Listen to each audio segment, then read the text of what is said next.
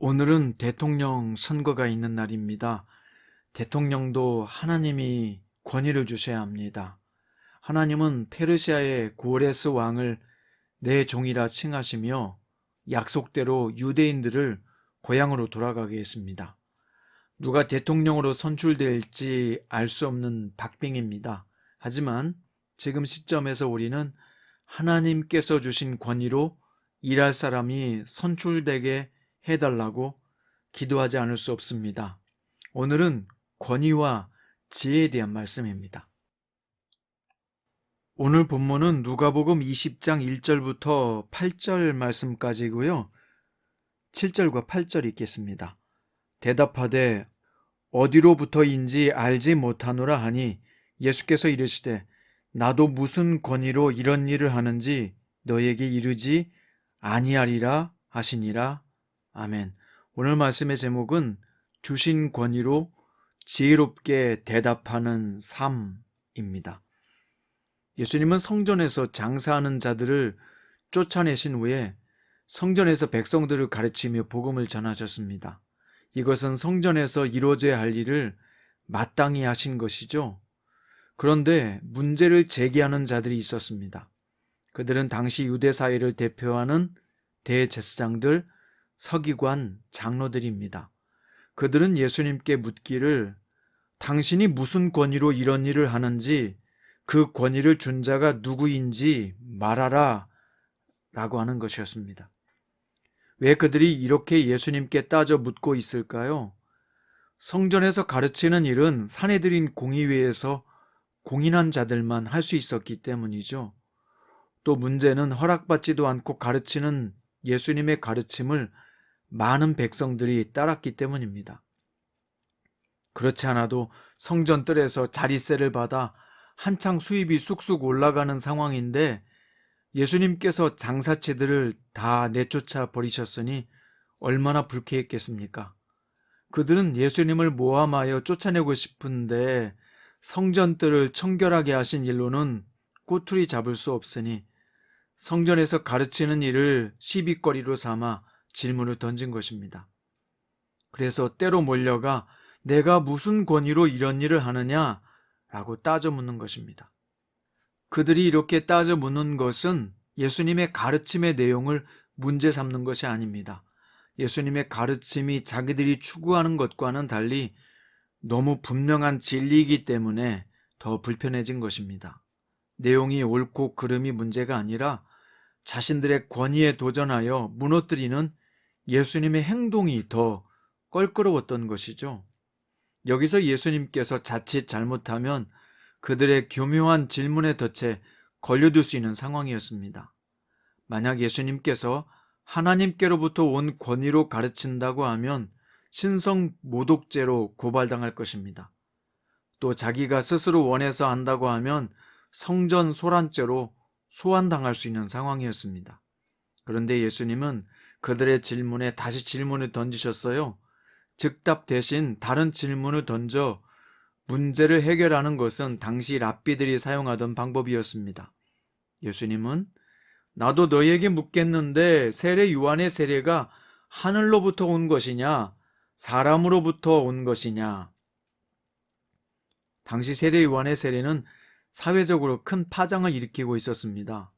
유대를 다스리던 헤롯 왕도 막을 수 없을 정도로 많은 사람들이 요한에게 세례를 받았고요. 그의 가르침을 따랐기 때문입니다. 그렇기 때문에 종교 지도자들조차도 요한의 세례를 인정할 수도 부인할 수도 없었습니다. 오늘 이 예수님의 질문은 신의 한 수 같은 질문입니다. 그들이 요한의 세례가 하늘로부터 왔다고 하면 예수님께서 왜 믿지 않느냐고 추궁을 당할 게 뻔하고, 사람들에게 나왔다고 하면 당시 많은 사람들이 세례 요한을 선지자로 믿었기 때문에 백성들에게 돌에 맞아 죽을 뻔한 상황이 되기 때문입니다. 그래서 그들은 대답하기를 어디서부터 왔는지 모르겠다 라고 답변할 수밖에 없었습니다. 그러자 예수님은 이제야 그들의 질문에 대답을 하셨는데요. 나도 무슨 권위로 이런 일을 하는지 너에게 이르지 아니하리라. 이게 오늘 본문의 내용인데요. 오늘 이 말씀은 우리에게 무엇을 가르쳐 주기 위해서 기록되었을까요? 우리는 주신 말씀을 어떻게 삶에 적용하며 살아야 할까요? 먼저 우리는 제사장과 서기관과 장로들의 문제가 무엇인지 살펴볼 필요가 있습니다. 그들은 참된 진리나 하나님의 뜻에 대해서는 관심이 없었어요. 자신들의 체면과 권리를 지키고 권위를 유지하는 것에만 관심 있는 사람들이었단 말입니다. 그걸 유지하고 지킬 수 있다면 언제든지 누구와도 타협할 수 있는 사람들이었습니다. 그들에게 중요한 건 뭐죠? 진리가 아닙니다. 자신들의 권위와 이득에 위협을 가한다는 것만 중요했던 겁니다. 그런데 예수님은 자신들의 잘못과 모순을 지적하시고 그들의 권위를 뒤집는 행동을 하셨어요. 그래서 그들은 화가 나고 불쾌할 수밖에 없었던 것이죠. 반면 예수님에게 중요한 것은 백성들의 영혼이었습니다. 백성들이 하나님의 진리를 제대로 알고 제대로 말씀을 깨닫고 하나님께로 돌아오는 것이었습니다. 그래서 사내들인 공의회에 허락을 받지도 않고 가르치신 것입니다. 그들이 예수님에게 가르칠 권한을 주지 않을 게 뻔했기 때문이죠. 나중에 이 예수님의 모습을 본받아 제자들이 종교 지도자들의 위협과 협박에도 불구하고 당당하게 예수가 그리스도이심을 전파했습니다.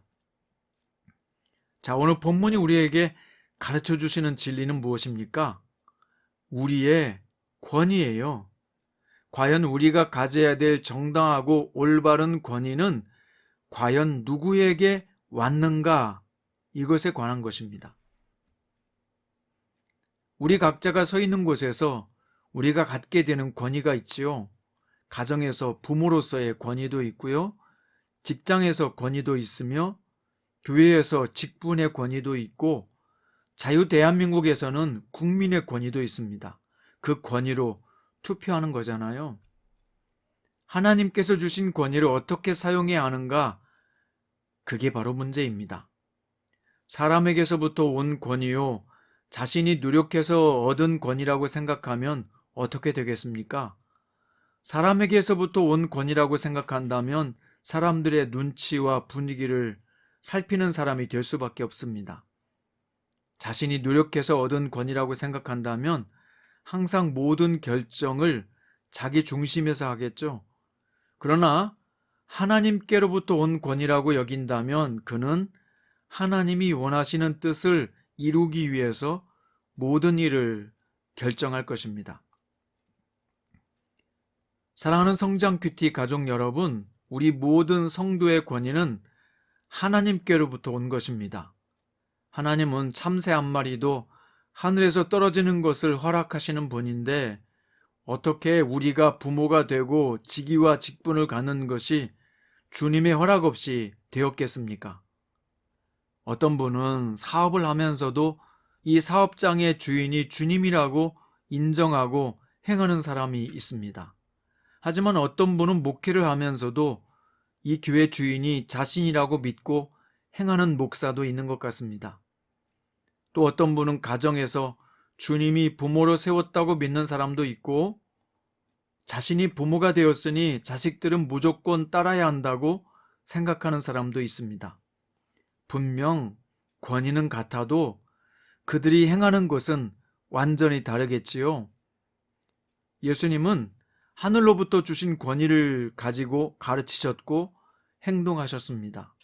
그래서 주님의 말씀의 가르침에는 선명한 기준이 있으시고 행동하심도 항상 당당하고 사람이나 분위기에 따라 흔들리지 않으셨습니다.